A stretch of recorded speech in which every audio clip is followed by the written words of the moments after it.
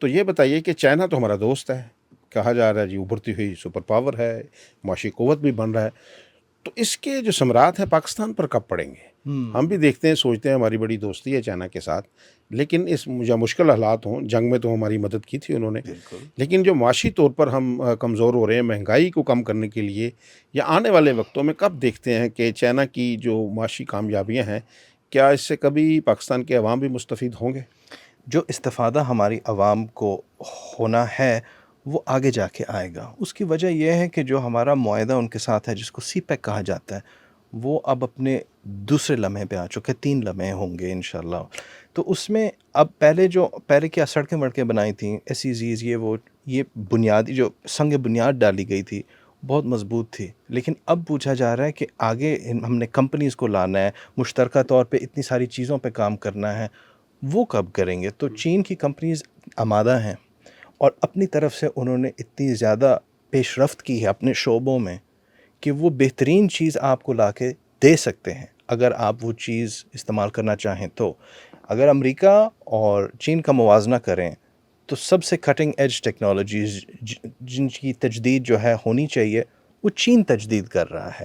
مصنوعی ذہانت، artificial intelligence میں ابھی نئی خبر آئی ہے کہ نیا ماڈل چائنا کا سب سے آگے نکل چکا ہے، امریکہ کو پیچھے چھوڑ دیا. پیچھے چھوڑ دیا. اس کا نام ہے کمی K3 ماڈل.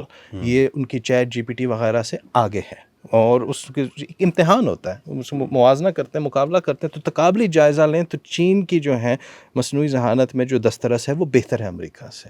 ساتھ ساتھ میں توانائی کے شعبے میں بھی یہ جو انقلاب آیا تھا شمسی توانائی کا، یہ کہاں بنے تھے پینلز؟ چین میں بنے تھے. اب ہمیں کوشش کرنی چاہیے کہ جو بھی چین میں کام ہو رہا ہے اس کو یہاں پہ ہم اپنے فائدے کے لیے یہاں پہ مرکزی طور پہ اور مقامی طور پہ کریں، یعنی کارخانے یہاں پہ ہوں، ہماری نو ہاؤ بھی ساتھ ملی ہوں. جیسے کہ آپ نے چونکہ جنگ کی بات کی تو پاکستان ایئر فورس کا تو بہت عرصے سے جو ہے ان کے ساتھ مل کے کام ہو رہا ہے JF-17 پہ، پھر ساتھ میں ہم نے وہ جو J-13 اور یہ سارے جو جہاز ہم نے اور یہ سارے کام کیا تھا ان کے ساتھ مل کے کیا تھا، لیکن اپنے مفادات کو ملحوظ خاطر رکھتے ہوئے کیا تھا. یہ نہیں کہ صرف بھائی بھائی کر کے. ہماری ایئر فورس اچھی طرح سے جانتی تھی کہ ان کے کیا فائدے ہیں اور چین کے کیا فائدے ہیں اور کس حد تک ساتھ ساتھ مشاورت اور مفاہمت اور مشترکہ طور پہ کام کیا جا سکتا ہے. تو ہم اپنے مفادات کو ہمیشہ اولین ترجیح دیں. پھر چین آپ کے ساتھ کھچکچائی ہوتی ہے، یہ نہیں کہ صرف بھائی بھائی، وہ بھی اپنے مفادات کو مد نظر رکھتے ہیں. لیکن پھر بھی چونکہ ہمارے اتنے کامن انٹرسٹ ہیں، مشترکہ مفادات ہیں، بہت سی اکنامک چیزوں میں ہم کام کر سکتے ہیں ایک ساتھ، جس میں گاڑیاں بھی ہیں، گھر بھی ہیں، توانائی، اتنے سارے شعبے ہیں جن میں چین آپ کی آمادہ ہے آپ کی مدد کرنے کے لیے. اچھا، آپ کہہ رہے ہیں کہ یہاں کارخانے لگیں کیونکہ انڈسٹریل ایریاز بھی بنائے گئے تھے سی پیک کے ساتھ ساتھ. روڈز کا تو بنیادی انفراسٹرکچر بنانا تھا نا آپ نے، وہ روڈز بنیں گی تو یہاں سے اگر سامان بنتا ہے تو وہاں تک جائے گا.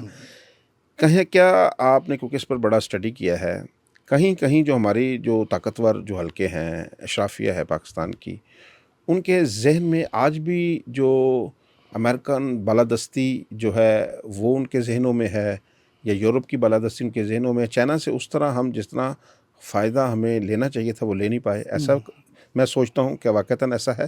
آپ نے بڑی گہری بات کر دی ہے، بہت اہم بات ہے، بہت کلیدی بات ہے جو آپ نے کی ہے کہ ہمارے اشرافیہ کے مفادات جو ہیں اور ہمارے قومی مفادات جو ہیں یکساں نہیں ہیں.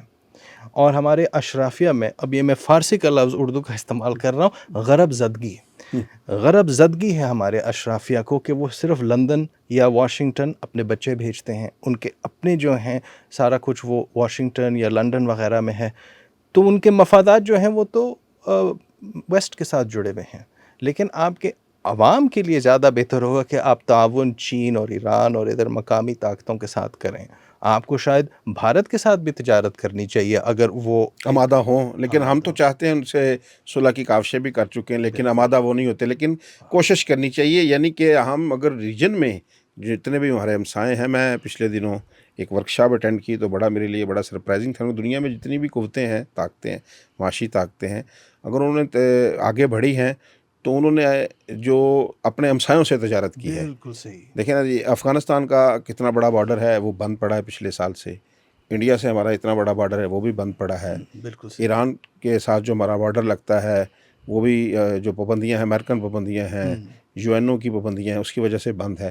ایک جو 6% ہمارا بارڈر ہے چائنا کے ساتھ، وہ کھلا ہے.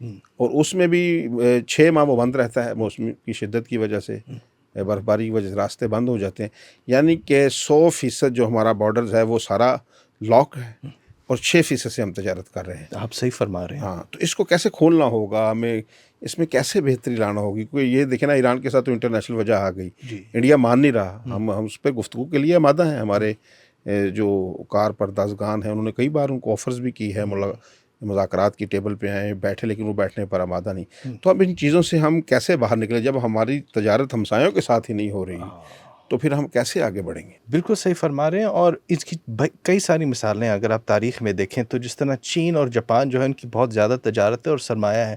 کیا جاپان نے چین پہ ظلم نہیں کیا تھا؟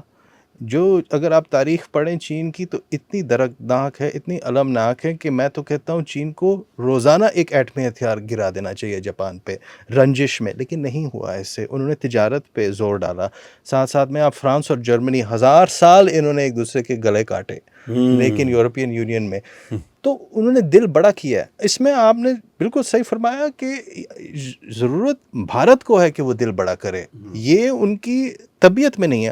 پاکستان کو آزاد کیا، پاکستان کو بنایا ہی کیونکہ یہ کانگریس والے اپنا دل بڑا نہیں کر سکتے تھے، اسی لیے یہ مرض وجود میں آیا ہے۔ اس اگر اس وقت دل بڑا ہوتا تو متحدہ ہندوستان ہی رہتا، ان کے تنگ دلی کی وجہ سے یہ ملک وجود میں آیا۔ تو ابھی بھی وہ، یعنی کہ نقصان تو ان کا بھی ہو رہا ہے، جی تو اگر انہوں نے بھی ترقی کرنی ہے، یہ کبھی نہیں ہو سکتا کہ ریجن میں ایک ملک ترقی یافتہ ہو جائے اور باقی لوگ پیچھے رہ جائیں۔ بالکل جیسے جہاں آپ رہتے ہیں، یعنی کہ جہاں آپ کا کاروبار بھی ہے، تو یہ نہیں ہوتا ایک دکاندار اوپر چلا جائے اور باقی غریب ہو جائیں، سارے وہ پورا خطہ ہی، وہ پورا ریجن ہی ان کو اوپر اٹھنا ہوتا ہے نا۔ تو اکیلے تو انڈیا ترقی نہیں کر سکتا، جیسے وہ اپنے ہمسایوں سے تعلقات بہتر نہیں کرتا۔ کتنی آپ نے زبردست بات کی ہے، کیونکہ آپ امریکہ اور میکسیکو کو دیکھ لیں مثال کے طور پر۔ میکسیکو غریب ہے امریکہ کی نسبت، لیکن میکسیکو بھی دنیا کی 10ویں بڑی عالمی طاقت ہے معیشت کے طور پہ، اقتصادی طور پہ معیشت میکسیکو بھی بڑی طاقت بن گئی، کیونکہ وہ جو تجارت تھی یا سرمایہ تھا اس سے ان کو کوئی نہ کوئی فائدہ ہو کہ میکسیکو بھی ٹھیک جا رہا ہے۔ تو اسی طرح جب ایک خطے کو دیکھتے ہیں تو پھر اس میں یہ مطلب سب پہ یہ مجبور ہے بات، ان پہ لازم ہے کہ وہ کم از کم امن کی راہ ڈھونڈیں، لیکن بڑی طاقت جو ہوتی ہے اس کو دل بڑا کرنا پڑتا ہے۔ بھارت کی اشرافیہ میں یہ تنگ دلی جو ہے یہ 3000 سال سے ہے کم از کم۔ 3000 سال کی تنگ نظری کو بدلنا ایک دم نہیں ہوتا۔ لیکن جو آپ پہلے اگر بات کریں تو چین کا جو ہے ہمارے ساتھ جو تعاون ہے اس میں آپ دیکھیں کہ ہم نے مشترکہ مفادات دیکھ کے اپنا کام کیا، انہوں نے اپنا کام کیا۔ بھارت اور پاکستان کے درمیان بھی ایسا ہو سکتا ہے، دل بڑا کرنے والی بات ہے۔ اور چائنا سے ہمیں مزید جو فوائد ہیں حاصل کرنے کے لیے ان کے ساتھ اپنی جو ہے روابط مزید مضبوط کرنا ہوں گے، کاروباری اور معاشی روابط، جی بالکل، یہ لازمی امر ہے۔ میں ایک اس میں گزارش یہ بھی کروں گا، وہ غرب زدگی اور اشرافیہ والی بات آ جاتی ہے کہ پیپل ٹو پیپل کانٹیکٹس بڑے ضروری ہوتے ہیں، عوامی جو ہیں روابط قائم کرنا بڑا ضروری ہوتے ہیں۔ تو چینی زبان یہاں پہ کم لوگوں نے سیکھی ہے، اس پہ جو ہے جو محنت درکار ہوتی ہے وہ انہوں نے نہیں کی، تو ہمیں تاکہ چائنیز کو میں دیکھتا ہوں کہ اردو بڑی اچھی بولتے ہیں، جی وہاں وہ سکھا رہے ہیں اپنے لوگوں کو۔ بالکل، وہ سیکھ رہے ہیں، وہ محنت کر رہے ہیں، لیکن ہماری جانب سے کیا چینی اتنی مشکل زبان ہے؟ میں نے تو 3 سال محنت کر کے سیکھ لی تھی، میں بیجنگ میں رہا بھی تھا، میں ان کی بہترین یونیورسٹی میں بھی تھا، مقابلہ کیا چائنیز اسٹوڈنٹس کا، میرے نمبر بہتر تھے ان سے، چائنیز سے بھی بہتر تھے، چائنیز سے بھی بہتر تھے، پہلی پوزیشن یا دوسری پوزیشن ہر کورس میں تھی، تو اتنا مشکل بھی تو نہیں ہے۔ آخر اگر 1 ارب افراد بول لیتے ہیں یہ زبان تو کیا 1 ارب لوگ یہ کام کر سکتے ہیں؟ ہم نہیں کر سکتے، یہ بھی تو دیکھیں۔ تو ایک پیپل ٹو پیپل جو ہے پہلو جو ہے وہ بہت کمزور ہے اس میں۔ ہاں ٹھیک ہے۔ کرپٹو کرنسی، یہ بڑا ایک نئی اصطلاح ہم نے سنی ہے، عام آدمی کو بھی نہیں پتا اور مجھے بھی نہیں پتا کہ یہ کیا ہے۔ پہلے تو یہ بتائیں یہ کرپٹو کرنسی ہے کیا؟ پھر ابھی ہم نے پچھلے دنوں اس پہ کچھ فتاویٰ کی بات ہوئی، کچھ لوگ اس پہ حوالے سے بات کرتے ہیں کہ یہ ساری چیزیں اگر ڈیجیٹلائز ہو جائیں گی تو ہمارے پاس کوئی اثاثہ جو ہاتھ میں ہونا والا تو نہیں رہے گا، یہ تو فگرز ہوں گے، کسی کے کمپیوٹرز میں ہوں گے یا کسی ڈسک میں ہوں گے یا کہیں اور ہوں گے۔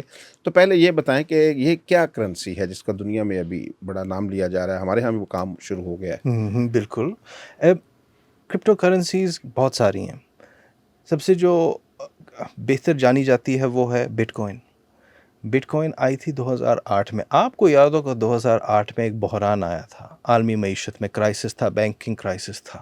جیسے جیسے یہ کرائسس کے اثرات دنیا پہ حاوی ہو رہے تھے، ساتھ ساتھ میں ایک پرچہ کسی نے لکھا کہ اگر ہم اس طرح سے ایک پروگرام بنائیں گے تو پھر ہمیں یہ سرکاری بینکاری کی ضرورت ہی نہیں پڑے گی.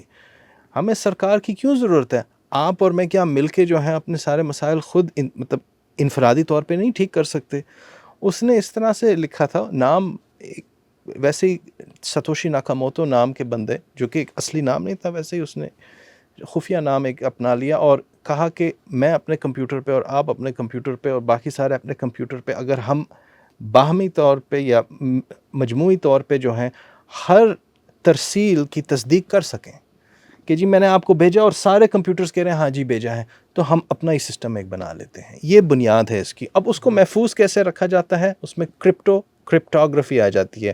کرپٹوگرافی ایک ایسا شعبہ ہے جس میں بہت زیادہ پیش رفت ہوئی ہے 30 سال میں، کہ اگر آپ نے کوئی پاسورڈ رکھا ہے تو میں اس کو توڑ نہیں سکتا. مجھے کوئی 5 لاکھ سال لگ جائیں گے، میں نہیں توڑ سکوں گا، کیونکہ وہ اتنا مضبوط ہے. کرپٹوگرافی کا مقصد یہ ہوتا ہے کہ اتنا مضبوط ہو سسٹم کہ اس کو ویسے قیاس آرائی سے نہیں توڑا جا سکتا. یا تو آپ پاسورڈ جانتے ہوں، اگر آپ کو نہیں پتا تو آپ نہیں توڑ سکتے، تکے سے نہیں توڑ سکتے. تکے سے نہیں توڑ سکتے. تو اگر آپ کرپٹوگرافی کو استعمال کریں اور آپ جامعہ طور پہ سارے کمپیوٹرز کو ایک ساتھ لنک کر دیں، جوڑ دیں، اور ہم ہر ترسیل کی تصدیق مجموعی طور پہ کر سکیں، تو ہم اپنی کرنسی خود بنا لیں گے. پھر ریاست کی ضرورت نہیں، کیونکہ عام طور پہ ریاست کا مقصد یہ ہوتا ہے، یا آپ کے مرکزی بینک کا مقصد ہوتا ہے کہ وہ ہر چیز کی تصدیق کرے، بینکوں کے سارے کام کی. تو اس سے پھر بٹ کوائن آگے چلا، ساتھ میں پھر ایک ایتھریم آیا، پھر بہت سارے چلے گئے. اور آپ کے جو ینگسٹرز ہیں، آپ کی نوجوان نسل جو ہے یہاں پہ، وہ بہت زیادہ کرپٹو ہے ان کی جیبوں میں، کیونکہ ان کو پتہ ہے کہ پاکستانی روپی جو ہے وہ تو 4 سال پہلے اگر 150 فی ڈالر تھا تو اب 300 پہ آ گیا، آگے جا کے 1000 روپیہ فی ڈالر ہو جائے گا، اللہ معاف کرے. تو وہ کیسے بچت کیسے کریں گے؟ تو بچت کی خاطر، اور ویسے بھی کیونکہ ذہن بہت تیز ہوتا ہے، نوجوان نسل کھلے ذہانت کے ہوتے ہیں، انہوں نے اس میں بہت زیادہ شرکت کی ہے. اور اس لیے پاکستان میں یہ خیال آیا ہے پچھلے چند سالوں میں کہ اگر آپ کی عوام اس میں اس حد تک گھس چکی ہے اور یہ ٹھیک ٹھاک پیسے کما رہے ہیں، یا کم از کم بچت ٹھیک ٹھاک ہو رہی ہے، تو پھر کیوں نہ ہم ایک ایسا ادارہ یا 2-3 ادارے بنائیں جو کہ اس پہ نظر رکھ سکیں اور مدد کر سکیں، سہولتیں دے سکیں، تاکہ اس کی جو سارے ٹرانزیکشنز، ترسیلات اور یہ وہ جو مبادلہ ہے اس کا، وہ کیوں نہ ہم اس کے لیے گنجائش بنائیں کہ یہ غیر قانونی نہ سمجھا جائے یا خفیہ چیز نہ سمجھی جائے. اس پہ کام ہو رہا ہے. اور یعنی پاکستان کہ کی سسٹم کے اندر لایا جائے یہ جو بھی ترسیل ہو رہی ہے، یعنی کہ اس کو ایک حکومت اس پر بھی چیک رکھ سکے. بالکل، اس وجہ سے لیکن اس میں ایک جو نازک بات وہ یہ ہے کہ یہ سسٹم میں اس طرح سے نہیں لایا جا سکتا. یہ سسٹم ہی الگ ہے، مقصد ہی یہ تھا کہ سسٹم الگ ہو، لیکن اس سسٹم کے لیے ایک گنجائش بنائی جائے. صرف یہ ہمارا اگر اصلی سسٹم بن جائے تو پھر لوگ اس کو چھوڑ دیں گے، کیونکہ لوگ سسٹم سے ہی بھاگنے کے لیے اس کی طرف آئے تھے. تو یہ سسٹم میں لانا نہیں، اس کے لیے بس ایک الگ سسٹم ہے لیکن گنجائش ہو. تو میرے خیال سے یہ ایک مطلب اگر آپ ویسے دیکھیں conceptually it is a good idea, سوچنے میں یہ ٹھیک لگتا ہے. ابھی اس کے حوالے سے شرعی حوالے سے بھی کچھ سوالات اٹھائے جا رہے ہیں. کیا اس کا کوئی مذہب سے بھی تعلق ہے کرپٹو کرنسی کا؟ جو پاکستان میں یہ بحث ہو رہی ہے، میں اس کو پہلے بہت سے ممالک میں، اسلامی ممالک میں سن چکا ہوں، اور ان کی بات میں وزن ہے. کیونکہ کرپٹو کرنسی کو اگر آپ بچت کی خاطر رکھ رہے ہیں، آپ نے اپنے پیسوں کو کہیں محفوظ رکھ رہے ہیں، اپنے ذاتی تحفظ کے لیے کر رہے ہیں، تو وہ تو ٹھیک ہوگا کیونکہ آپ نے اپنے لیے رکھا ہے. لیکن جو سٹے بازی کا پہلو ہے، اسپیکولیشن کا پہلو ہے، کہ میں نے جی غلط اشتہار لگائے، لوگوں کو الو بنایا، انہوں نے پیسے ڈالے اور میں دوڑ گیا اس کے ساتھ، وہ جو ہے پہلو اس میں بہت بڑا ہے. بٹ کوائن میں ایسا نہیں ہو سکتا، لیکن باقی ایک ہزاروں کرنسیز آئی ہیں جعلی، مصنوعی کرپٹو، جو کہ لوگ آپ کو کہانی سناتے ہیں، آپ کے پیسے لے کے دوڑ جاتے ہیں، جو کہ ویسے پاکستان میں ہر شعبے میں آپ کو نظر آتا ہے. یہ کرپٹو سے مخصوص بات نہیں، وہ بھی تو غیر شرعی اعمال ہیں. وہ فراڈ تو ہر جگہ ہو رہا ہے، تو اس میں بھی جو فراڈ ہو رہا ہے اس حوالے سے بات ہو رہی ہے، یہ جو شریعت کے حوالے سے جو شرعی طور پہ جو باتیں ہوئی ہیں، انڈونیشیا میں ہوئی ہیں، ملیشیا میں ہوئی ہیں، نائجیریا میں ہوئی ہیں، دوسرے اسلامی ممالک میں، ان کا یہ نتیجہ تھا کہ اگر آپ اپنے لیے استعمال کریں تو وہ ٹھیک ہے اپنے تحفظ کے لیے، لیکن آپ اس میں اگر سٹہ بازی کر رہے ہیں، جعلی اعلانات، لوگوں کو بھڑکا رہے ہیں، غلط چیز کر رہے ہیں، تو وہ جو فراڈ کر رہے ہیں تو وہ فراڈ تو ویسے ہی غیر شرعی چیز ہوگی. آخری سوال ڈاکٹر صاحب آپ سے پوچھتے ہیں پھر اجازت لیتے ہیں. یہ میں نے ایک ماہر سے یہ گفتگو سنی کہ یہ دیکھنے سے ساری چیزیں چلی جائیں گی آپ کے کمپیوٹر کے اندر، جو آپ کے اثاثے ہیں آپ کے ہاتھ میں، جیسے ایک پیپر کرنسی ہے وہ ہمارے ہاتھ میں ہے، ہم نے گھر میں محفوظ رکھی ہے، بینک میں رکھی ہے، تو ایک فگرز ہوں گے اونلی، یعنی کہ اس پہ جو عالمی سامراج ہے وہ ساری وسائل جو آپ کے اثاثے انہی کے پاس چلے جائیں گے.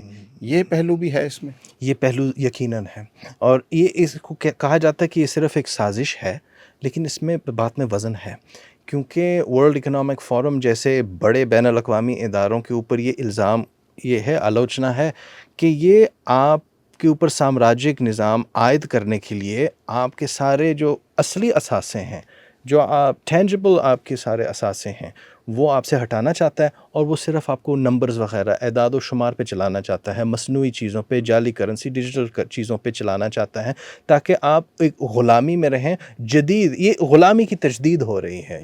تو اس سے ہٹنے کے لیے لوگوں نے پھر کہا نہیں، میں اپنے گھر کا مالک ہوں، میں اپنی گاڑی کا مالک ہوں، میں یہ نہیں ساری ڈیجیٹل چیزیں رکھنا چاہتا.